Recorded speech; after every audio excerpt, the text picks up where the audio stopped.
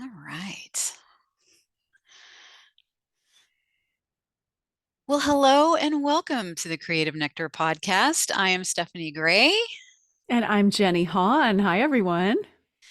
Yeah, welcome again. If you are returning, or hello for the first time, if this is your first time here, we're so glad that you have decided to spend a little bit of your time with us. We really, really appreciate that.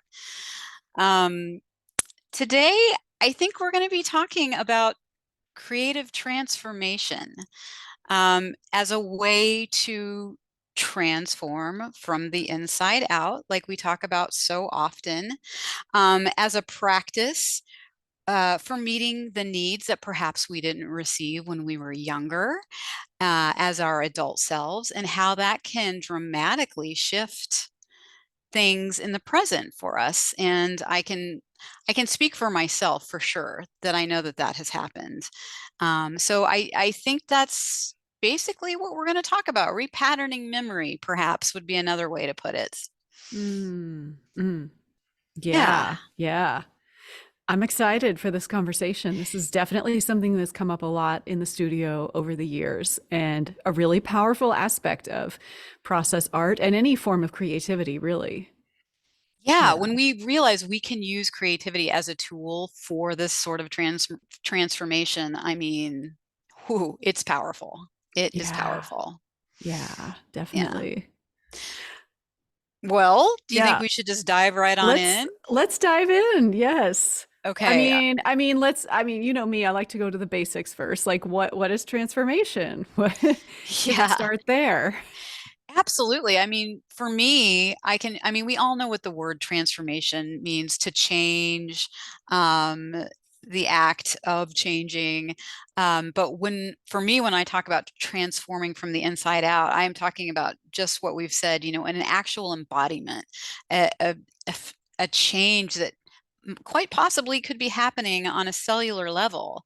Um, Mm. and and meeting ourselves with grace where we need to. But yeah, transformation, change. And when I think of transformation, I think of brilliant change. That's just my own twist. I Yeah. like that. Yeah, transformation, transmutation is another word that we've thrown around before. I think of alchemy.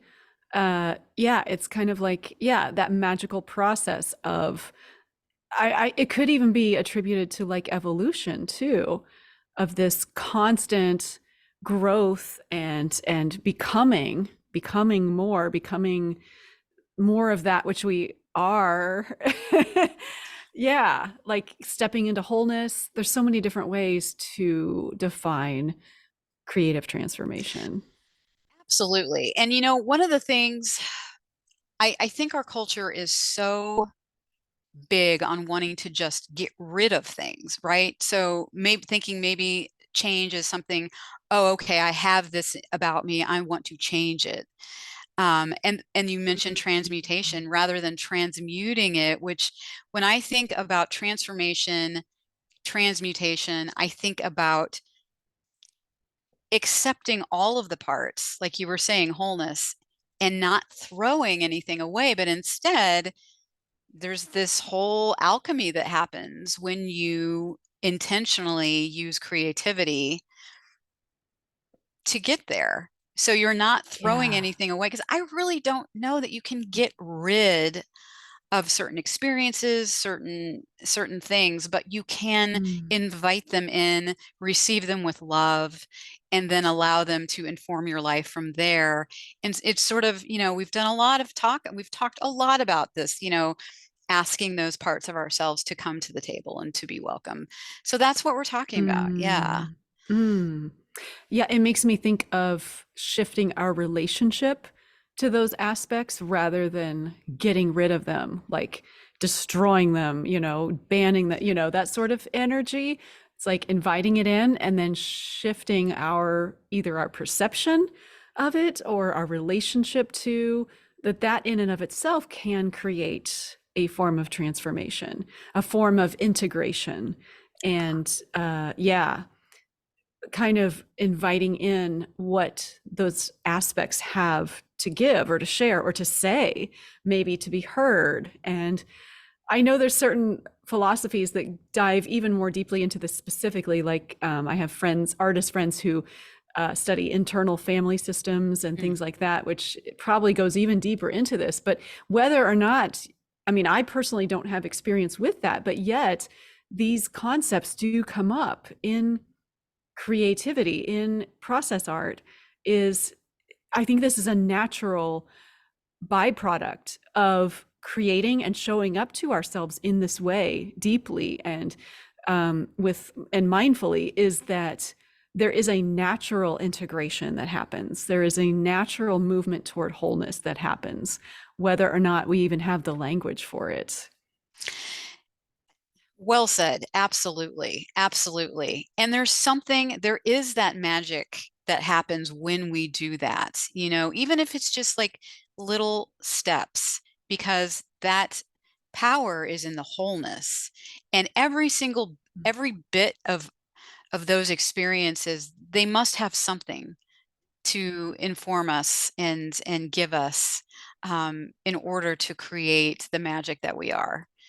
And and again, when we were talking about creativity, we're not necessarily talking about art making, although it can be about art making, but it can also be about writing and really just giving those aspects of ourselves time to be seen and heard, like you've just said. Mm-hmm. Yeah. So, I mean, unless you have more to say specifically on that, I do wonder if we wanted to talk a bit about experience, because I know for myself, I've had several experiences that have shifted me. But I'm wondering, Jenny, if you Yeah. would like to share as well, and then maybe I can share a couple of experiences. But are there any powerful experiences that you can recall about inner transformation? Mm. Yeah, there are. I mean, there's I I would say there's a lot of them. What is coming to mind for me specifically right now is there was a period of time where where I was doing a lot of process art around welcoming home the part of me, the young inner part of me that had felt abandoned in the past. And you could call this my inner child, but it wasn't just the child. Yes, it felt like a young part, but just this very fearful, um, shameful, feeling not good enough, feeling not welcomed at the table, so to speak, feeling abandoned. And I did do kind of probably a handful of paintings, maybe even more, sprinkled over the years. But I remember like some time at our old Nectar studio in Mission, Kansas, where there was one painting in particular where I actually tried to paint myself as like this little 3-year-old girl. And that's something that those of you who have done process art with us, we don't usually try to paint something specific. It's more just receiving whatever shows up. But in this case, it was like really almost creating this portrait of her, and well, full body, her body also, and in within the setting of my old house when I was growing up. And she was holding her little teddy bear, Barry, and she had tears running down her eyes. And it was a really powerful experience to kind of connect with her and try to remember all the details I could. I remembered the 70s green of the wallpaper and the woodwork in the room and the carpet, and trying to recall those details, whatever I could remember. It was very blurry, but and to bring all those in. And so in that sense, it was almost like being back in that time frame, except that the awareness, the consciousness, the painter was the adult. And so it was like getting to meet this little child in her terror, in her sadness, in her grief, in her fear, and to literally like transmute that energy, that situation. It's not like the fear and grief went away completely, but it was like being able to commune with her in a sense. And I don't know that I actually brought, I can't remember, I'd have to go back to the painting to see if I brought words into it. But I remember kind of just being with her and speaking that like I am here. I am here with you. You are enough. You are loved. You are not alone. And it was just a really powerful practice to do that. And Steph, you and I almost were going to call this episode "Can Creativity Change the Past?" And we kind of grappled with that for a bit, and this weaves into it because on one level we might say, well, we can't change the past happened. But on another level, we can shift our relationship to the past. We can shift our perception of it. We can shift our stories about it. The past lives in the present moment through our memories and through the cells of our own bodies. If we're holding something, if we're holding onto memories or trauma or just, yeah, if we're holding onto that experience, our memories aren't always fully reliable, but whatever it is we're carrying in this present moment about the past, we can absolutely shift that through relating to it through creativity. It- Absolutely. What I've been really diving into lately is that co-regulation of the nervous system. And it doesn't matter when it happened, but to address it and when you can co-regulate, like co-parent, like parents reparenting, however you want to say it, like Mm, meeting that aspect of yourself as the parent that you didn't have, and to it feels like going back in time and to do that and sort of rescue that piece of yourself, but also to just co-regulate and things shift. I guess my next question to you would be, do you believe that something shifted in you once you were able to do that work? Did you notice any sort of changes in you, in, mm. adult Jenny? Yeah, yeah. I mean, I won't say it happened just with one painting, but maybe it did in a sense. I mean, I will say yes, it shifted so that when I okay, so it didn't make it go away fully, but I will say that when I get triggered in those ways, when those young parts of me feel that terror, and I feel that it's like I have sort of a framework to meet it with now. Whereas in the past, I might have been off balance for days. I might have gone into destructive behaviors. I might have been lost in it. Um, it's like I can recognize it faster and I have tools to meet it. Like when I start to feel that fearful self and that fear of abandonment, um, oftentimes I will either grab my journal and start writing, start communing with it, or I will go soak in the tub. I will go to my meditation cushion and sit with the feelings. But it's like I'm no longer running from them. I feel like I don't know, it feels more resourced, like that I can Hmm. actually meet the feelings as intense and as uncomfortable as they are. Me as the adult, like I can sit with it and I can hold it. And maybe that would be described as, yeah, a change in the nervous system. I don't know, but it's like there's more capacity, I guess, and recognition of it when it arises.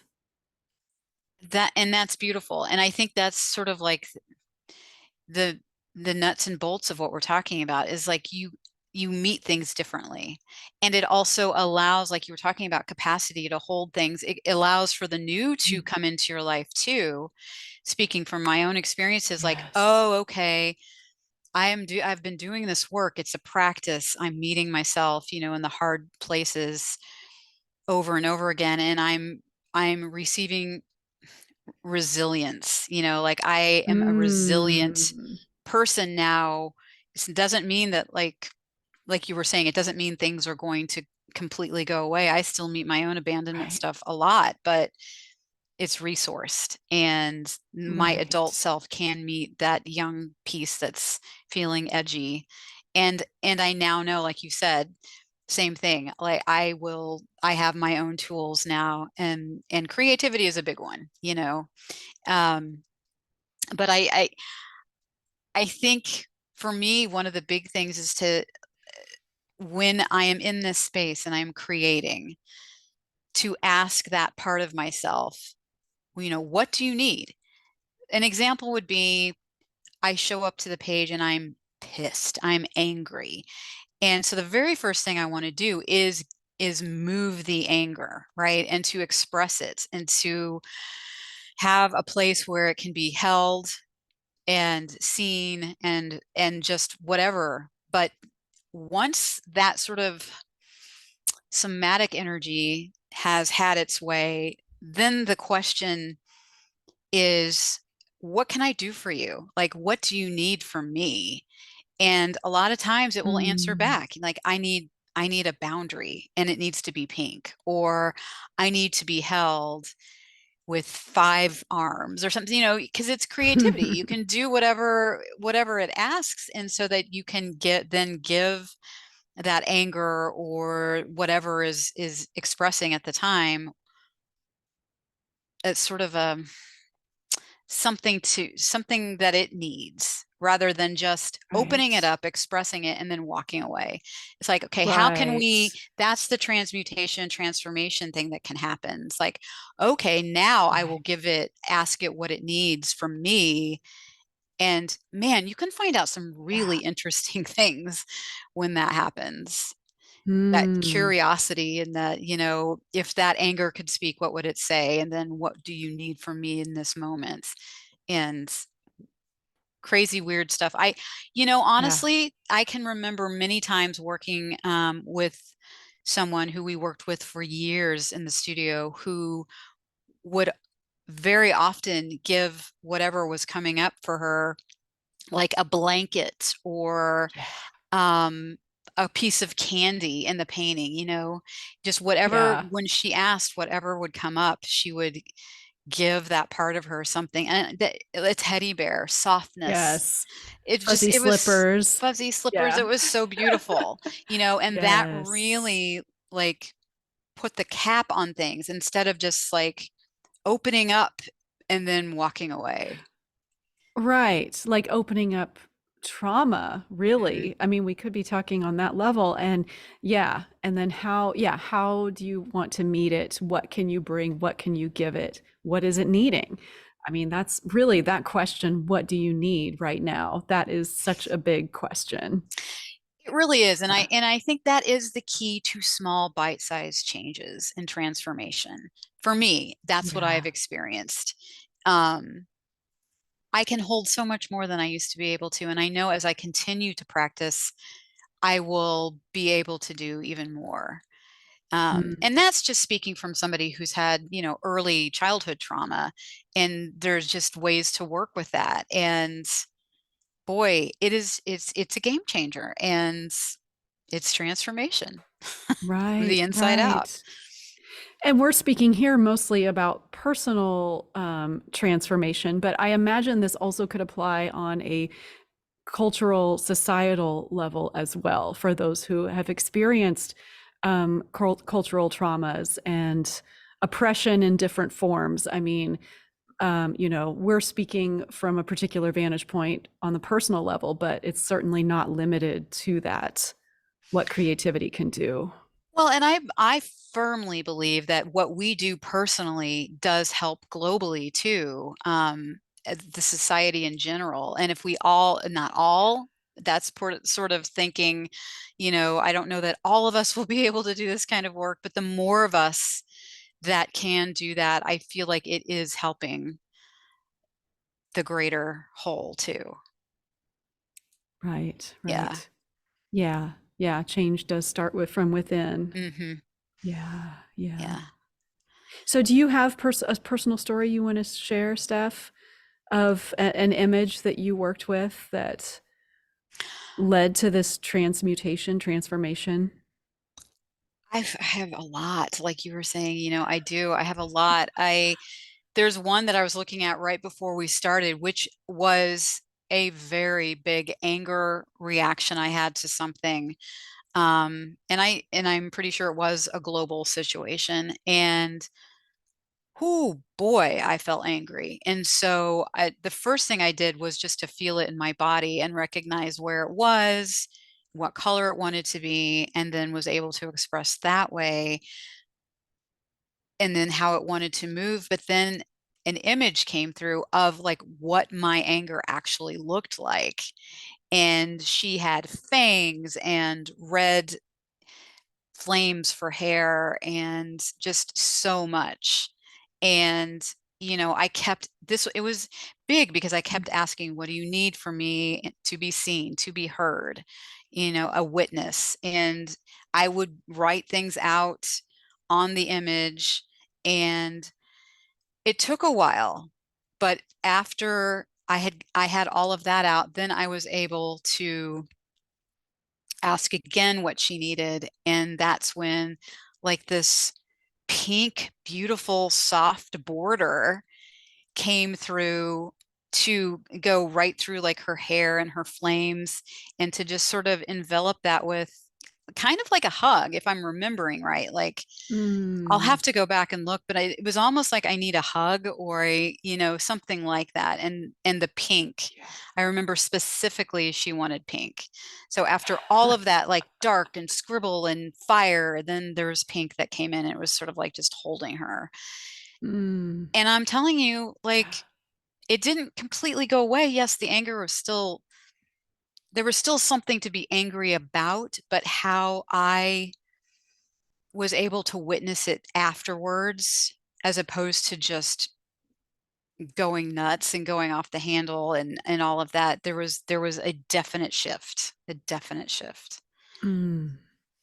Yeah. Wow. So, and then Yeah. the other big one, I mean, and I've talked about this before because it has been so impactful, has been working with um the embryonic stage of myself, being, in utero, um experiencing things and feeling situations as an adoptee, and then giving myself in that pre-verbal stage a voice, and not and Mm, then also giving her a way out. So the very last thing I did after I listened to her and felt her was to give her, she asked to be, you know, not forgotten in the dark, I believe. So she got a beautiful silver cord that I took her with me. So, and mm. it's such a powerful story. I'll probably tell it for the rest of my life, because although that Yeah. abandonment piece isn't gone, there's way more room for me to navigate it, and then also to Mm, allow new experience in. Whereas I really think my body was just holding on to that. And when you're holding on to that and rehashing it, whether you're aware of it or not, right? But your right. body, I definitely feel like things changed and transformed, transmuted, you know. It was a big Yes. deal. Yeah, Nice. Wow. Yeah. Thanks for sharing that. Really absolutely. powerful. Yeah. Yeah. And this is powerful. And also, like, I feel sh the need to share that it can happen, and it does happen in the ways that will feed you. And it's something, it happens in a way that you can experience it safely. Like, I was never given more than I could experience at once, and then Right. and I, because it was bite-sized pieces, I was able to do it. Mm. Otherwise, Mhm. I would have Mhm. probably blown my my nervous system and I'd be like, I'm out, and just go hide under the covers and that would be it. Right, Yeah. right. I think, yeah, yeah, that's really beautiful. Like being able to meet it in bite-sized pieces with that that compassion, that nurturing, and to stay resourced and grounded through it so that we're not overextended in, yeah, like you said, with the nervous system. I think that's really important because otherwise we could just, like you said, run away and never want to engage it in this way again. So yeah, this is where we say it's a process. It's Mhm. not like a one and done thing. And it's not like we have to sit down to this big 2 or 3 hour experience either. Like we meet these aspects of our experience of ourself in moment to moment, like bits. And it can be as simple as just writing in your journal and having a conversation, or sitting for 1 minute, 2 minutes, in a meditation and noticing the feelings in the body. Or it could be to explore it visually on the page, but it doesn't have to be a big production either. It's just whatever it is that is up in the moment, how are we meeting it? Absolutely. It's a way to practice resourcing for ourselves. And I mean, I've done classes that have lasted 45 minutes with 15 minutes worth of like how did it work for you and you? And it was just very basic things like what am I feeling right now, getting it out, and then what does it Yeah. need from me, and then capping it off that way. And it was a very complete situation. So I mean, you can have Yeah. a one-off experience to be sure, but in order to practice that resourcing, I feel like there does need to be a practice, yeah, in some Mm, way. Doesn't have to always be with, art or creativity, but yeah. right, right. Just bringing that awareness and that, yeah, awareness and acceptance to whatever it is that's showing up. Yeah. Absolutely. Yeah. Yeah. Wow. Cool. Do you want to move into some practices then for the listeners and some writing and creative expression activities? Yeah, that makes sense. Let's do that. Okay. So I have a couple of writing prompts we could do. The first one is it's a little more basic. What's an experience I'd like to transform, And there's a lot that you could get out of that just from asking. And then how does change feel in my body? So the idea of Mm, transformation, I think sometimes it's a loaded word, change, transformation. So to notice how you feel when you think about changing, and then allowing that to inform you. So then to be like, "Ooh, I feel that in my stomach." And then at that point, like, "Oh, okay." And it's black and edgy. And then you get even more, interested in say, well, what could that feeling tell me? What does it want to say? And then in doing sort of that sort of exploration too. mm, beautiful. Yeah, thank you. Absolutely. Well, the activity I have kind of ties into that because, and I might have mentioned this on here before, I don't remember right now, but what I want to share is creative composting. And I'm not talking about composting your food, although I highly encourage that, but your food waste. But using creativity, this this this this creative expression as a form of releasing what is inside of us, and then transmuting it into something else, letting it break down and become the nutrients for creating whatever it is we want. So this could tie in with the journaling you were just talking about, the writing you were just talking about, Steph, and really feeling whatever it is in the body that's needing to come out. You can scribble, you can write on paper, just whatever is showing up around it. Any emotions, any descriptions, like you said, oh, it feels like this black, heavy feeling in my gut, or whatever, just like getting it out, puking it onto the page, so to speak, without censorship, just getting it out. And then from there, you can rip it up into lots of tiny pieces. So get it out and then rip it up. And then you will have a pile of what I'm calling compost. And this would be really great to use for in a collage practice, or it could be combined with painting, any mixed mediums you'd like to use. But basically using those pieces of the compost to ask that question that we were asking earlier of what are you needing right now? What do you need from me? And that feeling, let's say that it does need a hug. What would a hug look like symbolically? Is it like two arms just crossing? And you can start to form that with your ripped up paper, or it can play into it in some way. It does not have to be, of course, as with anything, there's no rules, there's no right or wrong with this.